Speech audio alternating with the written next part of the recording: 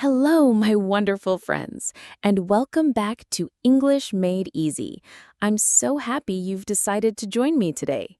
If you're new here, our goal on this channel is simple: to help you learn English in the most relaxing, enjoyable, and effective way possible. We take big, complicated ideas and make them small, simple, and easy to remember. Today, we are tackling a topic that can make even native English speakers feel a little nervous: making small talk with strangers. You know that feeling, right? You're at a party, in a line for coffee, or at a new job, and there's a person next to you. There's a long, awkward silence. You want to say something, but what? How do you start? How do you keep the conversation going without it feeling forced? Well, today we are going to learn some powerful, advanced English words that are like secret keys. They will unlock your ability to start conversations, build connections, and feel comfortable and natural when you talk to new people. These words will help you break the silence, understand the feelings of others, and move smoothly from one topic to another. Now, you might look at these words and think, I think I know that one. But I encourage you to stick around. We are going to dive deep into each word, exploring its hidden meanings, its emotional feel, and the common mistakes people make. I promise you'll learn something new, even about the words you already know. And most importantly, this video is designed for shadowing. Shadowing is one of the most powerful techniques to improve your English. It's like singing along to your favorite song. You listen to me, and then you repeat what I say right after me. You don't even have to think about it too much. Just copy the sounds, the rhythm, and the melody of my voice. This practice trains your mouth muscles, your ears, and your brain to work together, building fluency and confidence. So, my promise to you is this: by the end of our time together today, you will understand exactly how to use these amazing words. You'll know what they mean, how to say them, and when to use them in your daily life. Are you ready? Get comfortable, maybe grab a cup of tea, take a deep breath, and let's begin. Remember, when you hear me pause like this, that's your cue to speak. Let's get started. Word number 1, icebreaker. All right, our first word is the perfect one to begin with. It's a word that is literally about beginning. The word is icebreaker. Let's start with how it sounds. It has 3 parts, 3 syllables. Listen closely. Ice, break, The stress, the strongest part of the word, is on the first syllable. Ice breaker. Let's try it together. Say it with me. Icebreaker. Wonderful. Again. Icebreaker. So, what kind of word is it? An icebreaker is a noun. Remember, a noun is a person, a place, a thing, or an idea. In this case, an icebreaker is a thing. Specifically, it's a thing you say or do. Now for the meaning. It's actually quite beautiful and visual. Imagine a frozen lake completely covered in a sheet of hard, cold ice. You can't swim in it, you can't connect with the water below. That ice is like the silence and awkwardness between 2 strangers. An icebreaker is the tool you use to crack that ice, to create an opening so a warm conversation can begin. So, in simple language, an icebreaker is a question or a comment you use to start a conversation with someone you don't know. It's the very first thing you say to make someone feel comfortable. Here's an example sentence. Listen, then repeat. Asking about the weather is a simple but effective icebreaker. Let's try another one. At the conference, they started with a fun icebreaker to help everyone get to know each other. What's a simpler way to say that? You could say, at the conference, they played a fun game to help everyone start talking. The game was the icebreaker.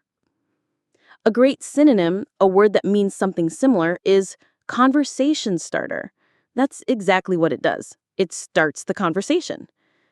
Now, let's connect this to a feeling. Picture yourself at a party. You don't know anyone. The music is playing, but everyone is standing in small, quiet groups. You feel a little shy, a little nervous. The air feels stiff. That's the ice. Then the host stands up and says, "Okay, everyone, I want you to turn to the person next to you and tell them the best movie you've seen this year." Suddenly, everyone starts talking and laughing. The whole feeling in the room changes from cold and awkward to warm and friendly. That question was the icebreaker. It completely changed the energy in the room. Finally, a quick tip on how to use it. A good icebreaker is usually an open-ended question. That's a question that can't be answered with just yes or no. For example, instead of asking, "Do you like this music?" which has a yes/no answer, a much better icebreaker is, "This music is interesting. What kind of music do you usually listen to?" See the difference? The second one invites a longer, more interesting answer. So we use icebreakers to open doors, not to close them. Great job! You've just mastered your first word. Word number 2, rapport. Okay, so you've used your brilliant icebreaker, you've broken the ice. What's next? The next goal is to build rapport. This word can be a little tricky to pronounce because it comes from French. Let's look at it. R-A-P-P-O-R-T. The T at the end is silent. We don't say it. It sounds like this, rapport. The stress is on the second syllable, rapport. It rhymes with door or more, rapport. Let's say it together, rapport. Excellent. One more time, rapport. Rapport is also a noun. It's an idea, a feeling, a state of being. So, what does it mean? Rapport is a friendly, harmonious relationship between people. It's that feeling of connection, understanding, and trust you have with someone. When you have good rapport, conversation feels easy, natural, and enjoyable. You feel like you're on the same wavelength. Think of it like two musicians playing a song together perfectly. They listen to each other, they respond to each other, and they create beautiful music. That harmony is rapport. Here's an example sentence. As a teacher, it's important to build a good rapport with your students. What does that really mean? It means a teacher needs to create a friendly and trusting connection with their students so they feel comfortable learning. Here's another example for our small talk situation. After discovering they both loved hiking, they quickly established a strong rapport. A simple synonym for rapport could be connection or bond, but rapport is special because it implies that the communication is good and easy. Let's use a visual, emotional example. Have you ever met someone for the first time and after just 5 minutes, you feel like you've known them for years? You're both laughing, finishing each other's sentences, and you just get each other. That wonderful, easy, warm feeling of mutual understanding, that is rapport. It's a magical feeling. It's the goal of all good small talk. Now for a usage tip. We often use the verbs build, establish, or develop with rapport. You build rapport. You establish rapport. You don't do rapport or make rapport. For example, you would say, "I tried to build rapport with my new colleague by asking about her weekend." You wouldn't say, "I did rapport with my colleague." So remember, you build it like a bridge between you and the other person. Fantastic work! From breaking the ice to building a connection. You're doing great. Word number 3, Spontaneity. Now, for a conversation to feel real and to build that rapport, it needs a little bit of magic. It needs spontaneity. This is a longer word, so let's take our time with it. It has 5 syllables. Spon, ta, ne, e, t. The main stress is on the 3rd syllable, spontaneity. Nay sounds like the word nay or say. Let's break it down slowly. Spontaneity. Let's try it all together. Spontaneity. It can be tricky, so let's do it again. Spontaneity. Beautiful. Spontaneity is a noun. It's a quality or a characteristic. What does it mean? Spontaneity is the quality of being natural, impulsive, and not planned. It's doing something because you feel like it in the moment, not because you read it in a script. In a conversation, spontaneity means you're not just asking a list of questions you memorized, you're actually listening and reacting to what the other person is saying in a fresh, unplanned way. Let's look at an example sentence. The best conversations have a sense of spontaneity and fun. This means the best conversations aren't planned. They flow naturally from one interesting point to the next. Here's another one. He was loved for his spontaneity. He could suddenly decide to go on a road trip for the weekend. A simpler way to describe spontaneity is being unplanned or acting in the moment. The adjective form of this word is spontaneous. You might hear that more often. For example, we made a spontaneous decision to go to the beach. For our emotional example, imagine you're talking to someone about movies. You plan to ask them about their favorite director next, but then they mention they loved the music in a film. Spontaneity is when you forget your plan and say, "Oh, that's so interesting. I'm a huge music fan. What other movie soundtracks do you love?" You follow the energy of the conversation, not your plan. That's spontaneity. It makes the other person feel heard and makes the interaction feel genuine and alive. A common mistake is thinking spontaneity means being random or chaotic. It's not about just saying whatever crazy thing pops into your head. It's about being appropriately unplanned. It's about being present and engaged in the moment.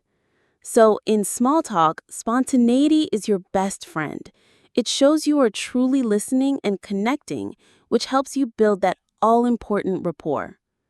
You're doing an amazing job. These words are not easy, but you're handling them with style. Word number 4, articulate. When you are in a conversation and you have a great idea or a feeling you want to share, you need to be able to express it clearly. The word for this is articulate. Let's check the pronunciation. There are 2 ways to say this word depending on how it's used. When it's an adjective describing someone, the stress is on the 2nd syllable and the end sounds like it. Articulate. When it's a verb, an action word, the stress is on the 2nd syllable and the end sounds like ate. Articulate. Today, we'll focus on the verb, the action of speaking clearly. So we will say articulate. It has 4 syllables. Let's try the verb form together. Articulate. Perfect. Again, articulate. As we said, articulate can be a verb, an action word, or an adjective, a description. Let's focus on the verb.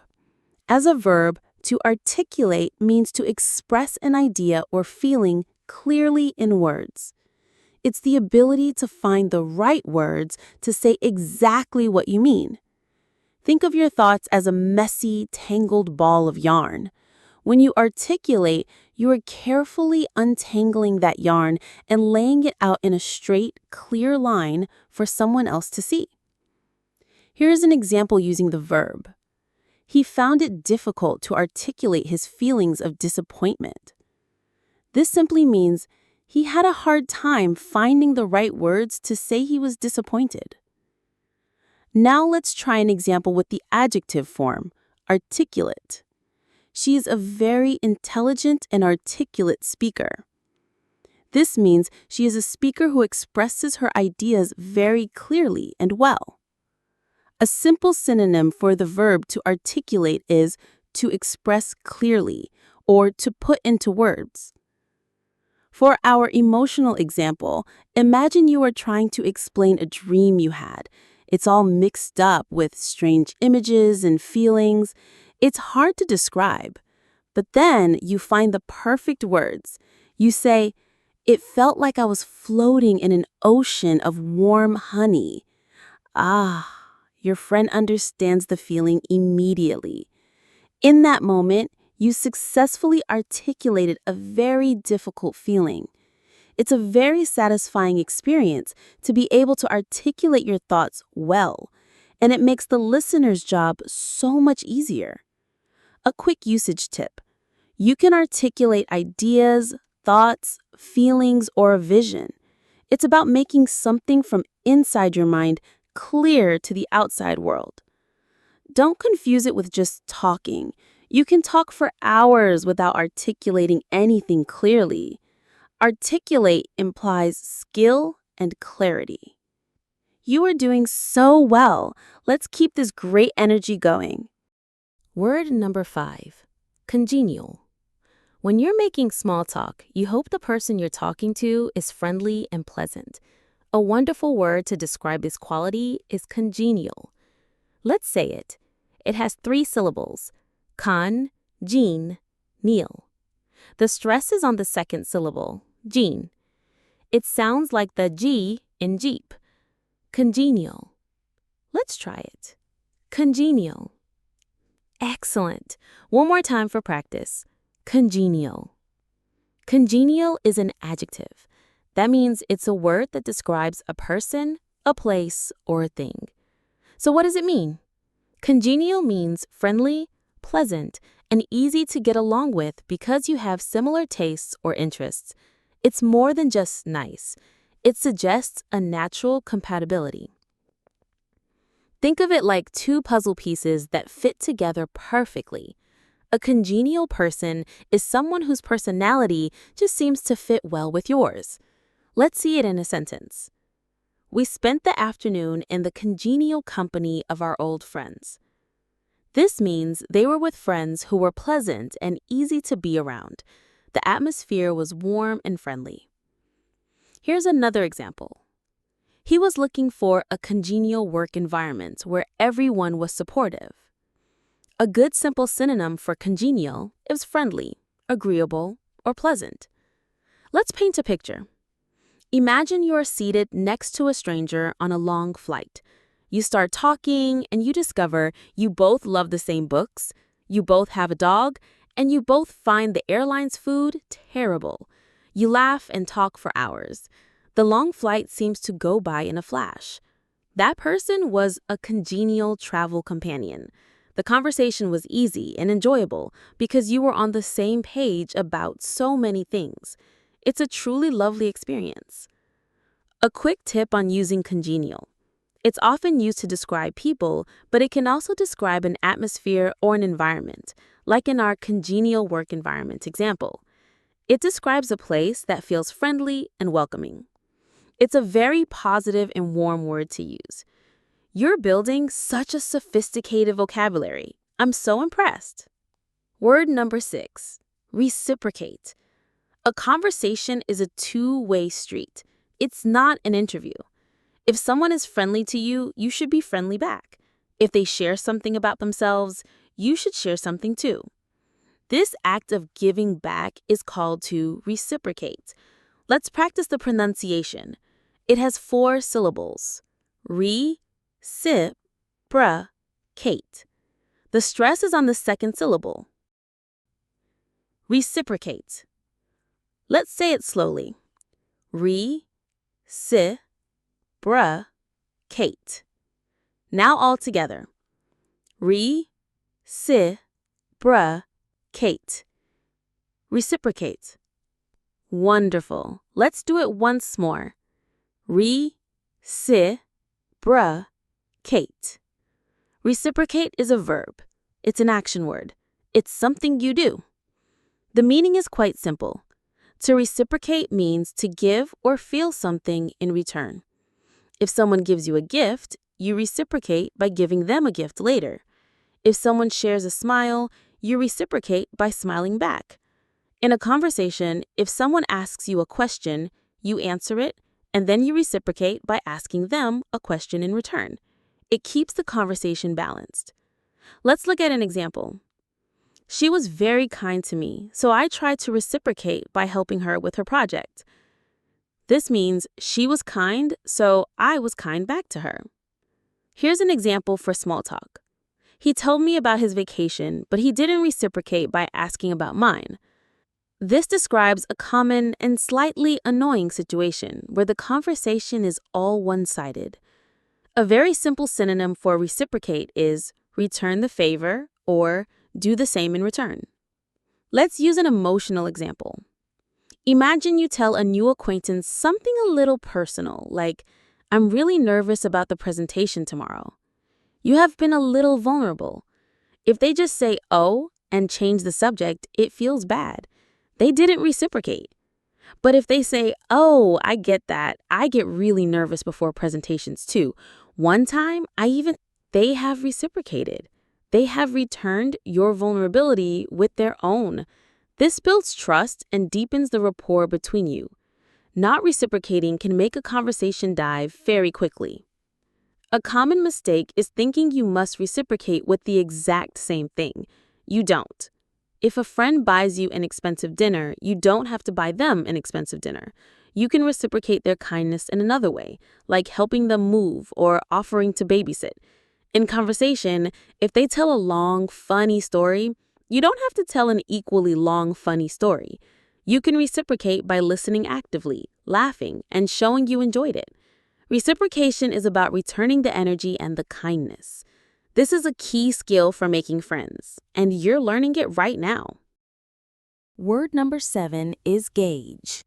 When you were talking to someone new, you were constantly and often unconsciously trying to understand their mood and their personality. Are they friendly? Are they in a hurry? Are they interested in this topic? This act of judging or assessing the situation is called to gauge. The pronunciation is simple. It's just one syllable, and it sounds exactly like it's spelled. Gauge. It rhymes with page. Let's say it. Gauge. Perfect. Gauge. Gauge is a verb. It's an action. It's something you are actively doing, even if it's just inside your mind. So, what does it mean? To gauge something means to measure or estimate it, to make a judgment about a situation or a person's feelings. Think of the fuel gauge in a car. It doesn't tell you the exact number of liters of gas you have, but it gives you a very good estimate. Full, half, empty. When you gauge a social situation, you are doing the same thing. You are estimating the mood. Here is an example sentence. It was difficult to gauge his reaction because his face showed no emotion. This means it was hard to judge or understand what he was feeling. And for our small talk scenario, before telling a joke, it's a good idea to gauge the mood of the room.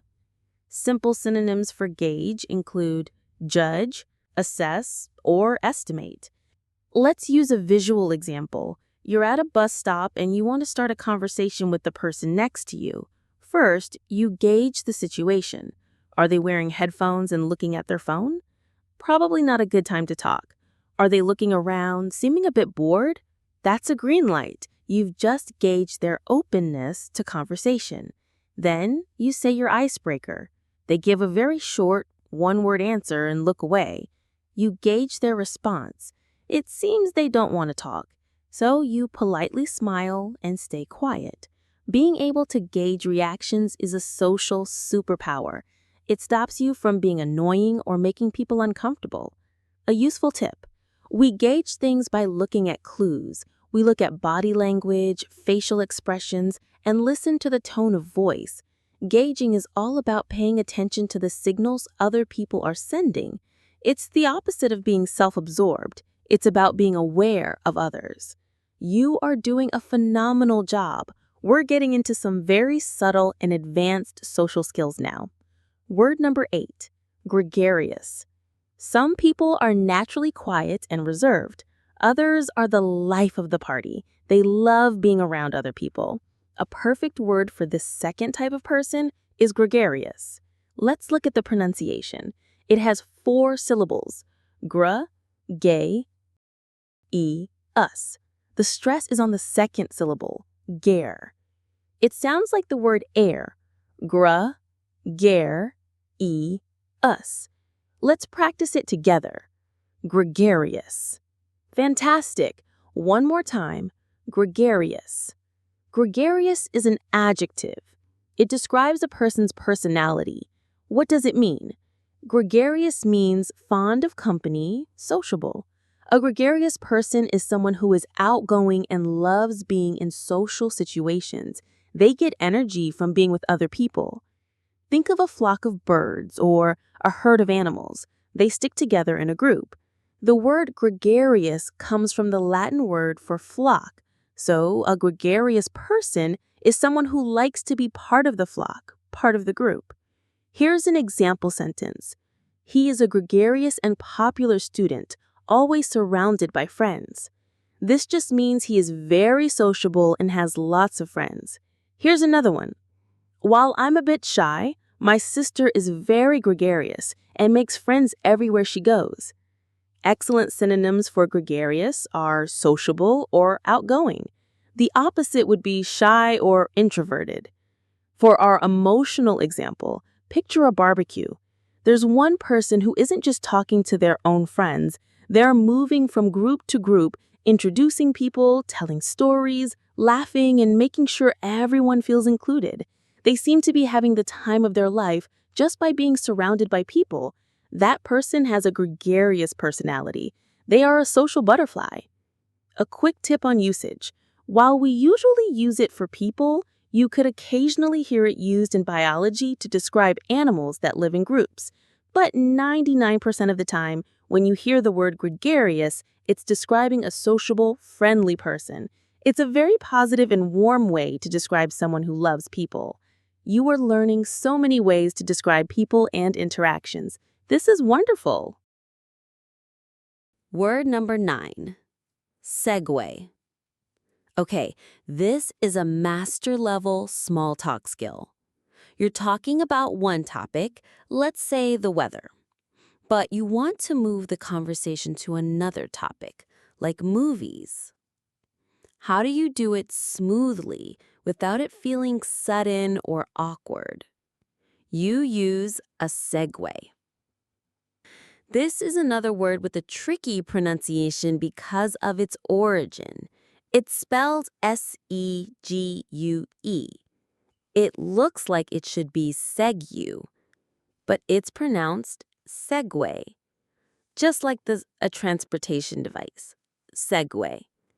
Let's say it together. Segue. Perfect. Again, segue.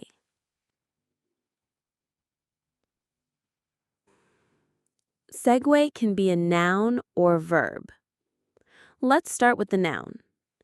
As a noun, a segue is a smooth transition from one topic or scene to another.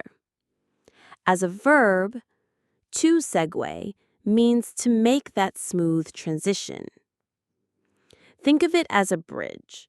You are on one side of the river, topic 1, and you want to get to the other side, topic 2. A clumsy transition is like trying to jump across the river. You'll probably fall in. A segue is a perfectly built bridge that lets you walk smoothly from one side to the other. Here's an example using the noun.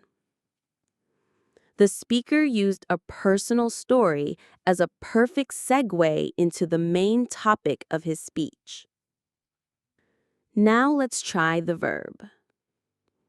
Let's segue from our discussion about food to our plans for the weekend. A simpler way to say this is, let's move on to, or let's transition to. Here's a brilliant visual example of a segue in action. Let's say you're talking about the terrible traffic you were in this morning.